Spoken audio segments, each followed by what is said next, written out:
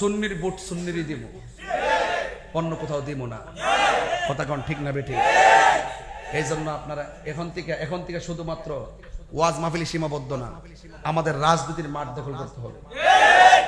নাইলে আস্তে আস্তে আস্তে আস্তে বিভিন্ন দলগুলো আমাদেরকে কোণঠাসা করার জন্য উপেনে গোপনে ষড়যন্ত্র শুরু করছে।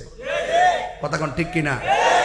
বিগত দিনে যারা রাজনীতি করছেন, এমপি মন্ত্রী যারা হইছেন, আপনাদের বয়স হয়েছে, আপনারা আল্লাহর রাস্তায় এবারে আসতে যান।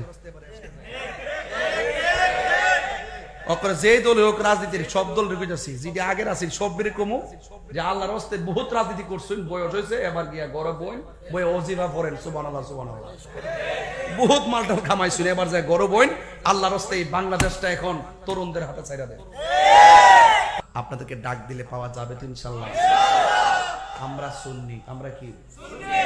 আমরা সব সময় দেখছি আমরা কোনো না কোনো ভাবে বিভিন্ন দিকে ডাইভার্ট হয়ে থাকি।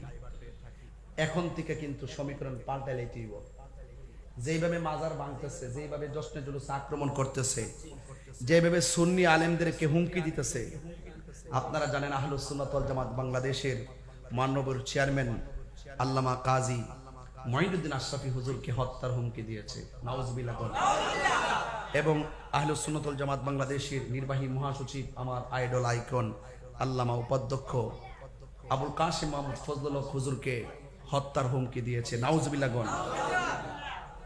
এবং তারা বলেছে আল্লামার শহীদ ফারুকীকে তারা এইভাবে শহীদ করেছে।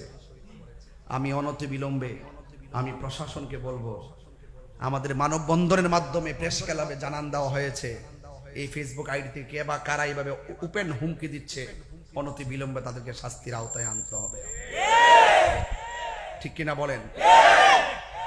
আমরা ঐক্যবদ্ধ থাকলে ইনশাআল্লাহ মঞ্জিল মুকসুদে পৌঁছতে পারবো।